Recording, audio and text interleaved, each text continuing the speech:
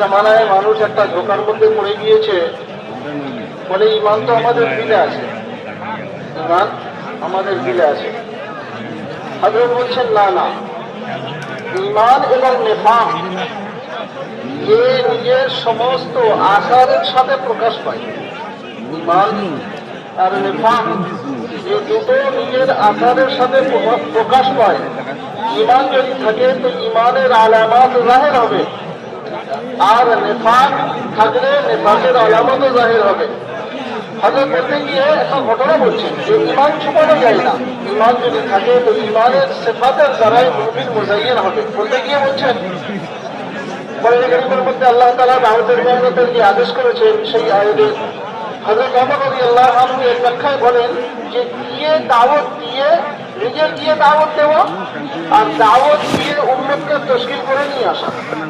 নবী করিম সাল্লাল্লাহু আলাইহি ওয়াসাল্লাম একটা জামাত রওনা করেছেন, আর ওই জামাত থেকে রওনা যখন আসছে তো আল্লাহ রাসূল সাল্লাল্লাহু আলাইহি ওয়াসাল্লাম ওই জামাতটাকে পাঠাও করে ওই জামাতকে তশকিল করেছেন। তশকিল করার পরে ওখান থেকে একটা জামাত আসছে। হযরত বলছেন যে এরা আল্লাহ রাসূল যাদেরকে পাঠিয়েছিলেন তাদেরকে তশকিল করে নিয়ে আসার জন্য, হযরত বলছেন তাদের আস্তে আস্তে এই জামাত তশকিল করতে ওরা জামাত তাদেরকে শিখিয়ে দিয়েছে যে আল্লাহ রাসূল দূর থেকে ওদেরকে ওদের জিন্দেগির মধ্যে ইমানের সিফাত দেখতে পেয়েছেন। হযরত বলতে গিয়ে বলছেন ইমানওয়ালা তো ইমানি সিফাতের দ্বারাই মুজায়্যিন হবে, এমনটা নয় যে ইমানওয়ালাকে আলাদাভাবে পরিচয় করাতে হবে। বলতে গিয়ে বলছেন হাদিসের মধ্যে এসছে আল্লাহ রাসূল সাল্লাল্লাহু আলাইহি ওয়াসাল্লাম বলেন ইন্না মিন আশরাতি সাআত তাসদিকুল মারিফা, কিয়ামতের আলামত এবং নিশানির মধ্যে একটা নিশানি হলো মানুষ পরিচিত লোকেদের সালাম করবে। হযরত বলছেন এর ব্যাখ্যা কি? গভীরভাবে চিন্তা করলে বুঝতে পারা যায় এর ব্যাখ্যা হলো এই যে মানুষ সুন্নাত থেকে ইসলামী হাইয়াত থেকে এতটাই খালি হয়ে যাবে যে তাকে জিজ্ঞাসা করতে হবে ভাই তুমি কে, মুসলমান না ভাই মুসলিম? হযরত বলছেন বলতে গিয়ে যে হায় মানুষ কতটাই ভুল চিন্তাধারার মধ্যে আছে। মানুষ ভেবে নিয়েছে যে ইসলামের কোনো লেবাস নাই, হালাতে হযরত বলছেন যে ইসলামের পরিচয় করানোর জন্য নামাজ, রোজা, হজ, যাকাত এই সমস্ত আমলের থেকে সব থেকে বেশি গুরুত্বপূর্ণ আমল হলো ইসলামী লেবাস। এই লেবাসকে অনেক দূরে নিয়ে যেতে গিয়ে বলছেন হযরত বলছেন যে কিছু মানুষ ধোঁকায় পড়ে গিয়েছে, এমন মনে হচ্ছে যেন ইহুদ এবং নাসারাদের কিছু এজেন্ট কাজ করছে যারা বলছে যে ইসলামের কোনো লেবাস নাই, যা ইচ্ছা তাই পড়ে নাও। হযরত বলছেন না না, তারা বলে যে শরীর ঢেকে নিলেই হয়ে যাবে। হযরত বলছেন চামড়া ঢাকা আলাদা আর শরীর ঢাকা আলাদা। চামড়া ঢাকা ইসলামী লেবাস নয়, শরীর ঢাকা ইসলামী লেবাস। বলতে গিয়ে বলছেন হযরত মাওলানা ইদ্রিস সাহেব কান্দাবী রহমতুল্লাহ আলাইহির হাওয়ালা দিয়ে যে হযরত লিখেছেন যে নবী করিম সাল্লাল্লাহু আলাইহি ওয়াসাল্লাম সে আরবের মধ্যে জন্ম নিন অথবা আমিরাতের মধ্যে জন্ম নিন, এখন যেখানেই জন্ম নিতেন তাদের যে লেবাস তা হলো ইসলামী লেবাস। বরং নবী করিম সাল্লাল্লাহু আলাইহি ওয়াসাল্লাম তো ইব্রাহিমী লেবাস পরতেন, ইব্রাহিম আলাইহিস সালামের যে লেবাস সেই লেবাস পরতেন। বলতে গিয়ে বলছেন যে যদি কোনো মানুষ ভেবে নেয় যে ইসলামের মধ্যে কোনো লেবাস নির্ধারিত নাই, যা ইচ্ছা তাই পড়া যাবে, প্যান্ট শার্ট পরা যাবে, হযরত বলছেন জেনে নাও পণ্ডিতের লেবাস আর ইংরেজি লেবাস দুটো লেবাস হুকুম অনুযায়ী একই। পণ্ডিতের লেবাস পড়লে যেমন গুনাহ হয় ঠিক তদ্রুপ ভাবে ইংরেজি লেবাস প্যান্ট শার্ট পরলেও সেই একই রকম গুনাহ হবে।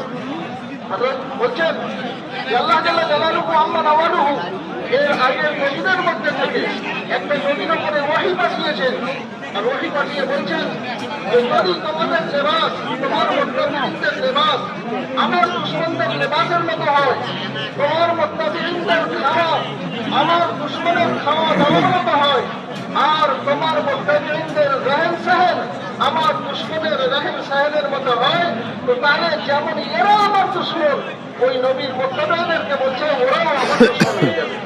হযরত বলছেন আজিব গরীব ব্যাপার, একটা দেশের ফৌজি সে যদি নিজের লেবাসকে ছেড়ে দিয়ে অন্য দেশের যে দেশের সাথে তার সম্পর্ক ভালো নয় সেই দেশের ফৌজির লেবাস পরে নেয়, তো ওই দেশের আইন অনুযায়ী এই ফৌজিকে গদ্দার প্রমাণিত করা হয়, গদ্দার সাবেত করা হয়। মুসলমান নিজের আল্লাহ রবের আর নিজের রসুল আল্লাহ তাবারক তাআলার দুশমন ইহুদ এবং নাসারাদের লেবাস পরে নেবে, আর এই লেবাস পরার সাথে সাথে আল্লাহ তাবারক তাআলার দোস্ত কিভাবে থাকতে পারে? হযরত বলছেন আল্লাহ জাল্লা জালালুহু আম্মা নওয়ালুহু নবী করিম সাল্লাল্লাহু আলাইহি ওয়াসাল্লামকে যে লেবাস দিয়েছেন, এই লেবাস মুকাম্মাল শরীয়ত, কামেল ও মুকাম্মাল দ্বীনের মধ্যে আছে। হযরত মিসাল দিতে গিয়ে আরো বলছেন, আচ্ছা বলো, যদি তোমার আব্বার সাথে কারোর কোনো সম্পর্ক খারাপ থাকে, তোমার আব্বার পড়োশি আর তোমার আব্বার যে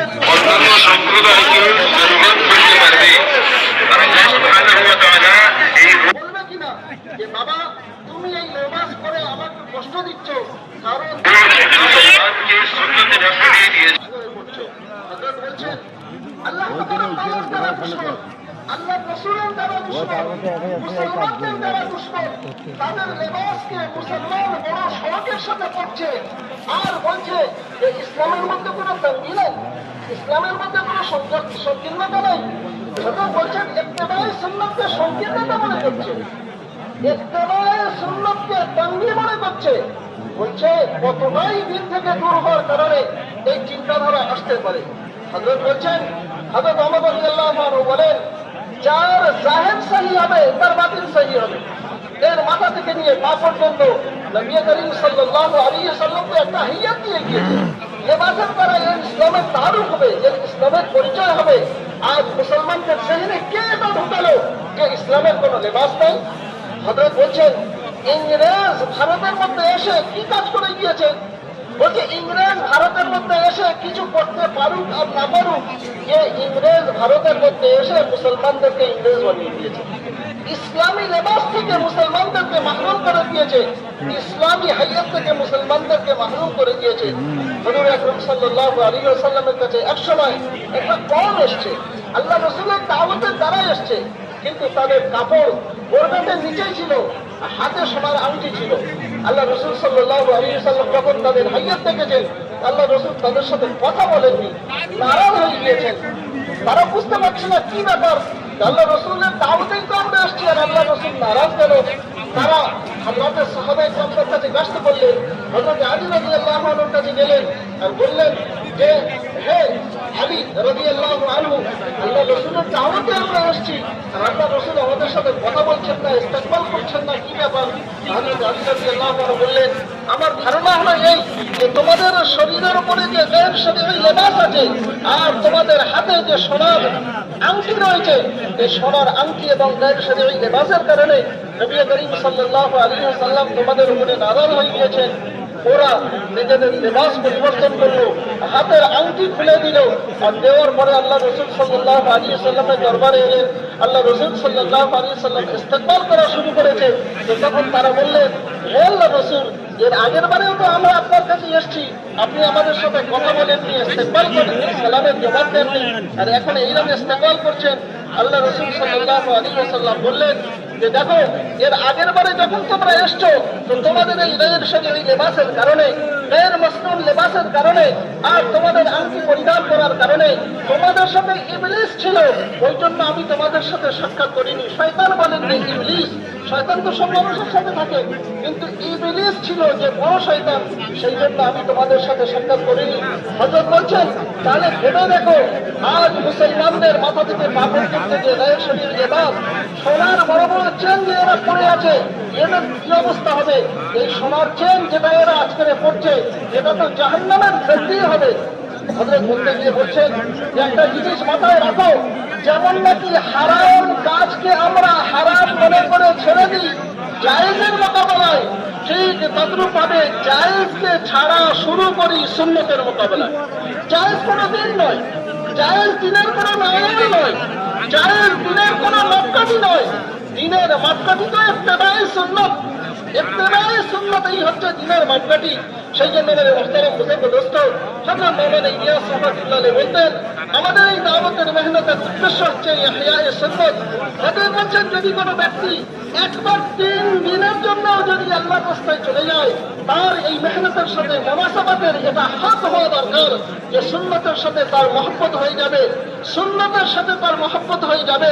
আর সুন্নতের বাইরের যে জিনিস তার ব্যাপারে তার মধ্যে ঘৃণ এসে যাবে, নফরত এসে যাবে, যদিও সেটা যায় না। আপনারা বলছেন যে দাওয়াতের মেহনতের মকসদ হচ্ছে ইহইয়ায়ে সুন্নাত। সুতরাং একজন দায়ী আল্লাহর রাস্তায় যাওয়ার পরে সেই ইহইয়ায়ে সুন্নাতের ইত্তেবা করবে আর সুন্নাত ইহইয়ায়ে সুন্নাতের কোশিশ করবে, মসনুন লেবাসের মহব্বত তার দিলের মধ্যে এসে যাবে। আপনারা বলছেন হযরত শাইখ জাকারিয়া রাহমাতুল্লাহ আলাইহি নিজের দর্শের মধ্যে একটা ব্যাপার লিখেছেন, যদি কোনো ব্যক্তি কোনো মুলাজামাতে, কোনো চাকরিতে, কোনো কারখানাতে এমন পরিস্থিতির সম্মুখীন হয় যে তার মসনুন লেবাস পরা যাবে না, তো বলছে সে মাজুর কখন হবে, কখন মজবুর হবে? বলছে মজবুর হওয়ার জন্য আর মাজুর তার ওযর কবুল করার জন্য সবথেকে প্রথম কন্ডিশন হলো সে যেন আল্লাহর কানুনকে সেই কারখানার কানুনের মোকাবেলায় পেশ করে। সে নিজ জাত থেকে চেষ্টা করে যেন সুন্নত লেবাসের সাথে সেই কাজকে সম্পূর্ণ করার জন্য প্রথমে হচ্ছে তাকে সম্পূর্ণ চেষ্টা করতে হবে। চেষ্টা করার পরে বোঝানোর পরে যদি না মানে, দ্বিতীয় কন্ডিশন হচ্ছে যতক্ষণ পর্যন্ত ওই লেবাস শরীরে থাকবে ততক্ষণ পর্যন্ত ওর নফরত দিলের মধ্যে থাকতে হবে। হযরত উদাহরণ দিতে গিয়ে বলছেন, যেমন কোনো একজন মারিদ সুগারের রোগ হয়ে গিয়েছে আর ডাক্তার বলে দিয়েছে তোমার চিনি খাওয়া যাবে না, মিষ্টি খাওয়া যাবে না। এখন যে সমস্ত খানাতে মিষ্টি আলাপ করে আলাপ করে দেখায় না করে সমস্ত খানার সময়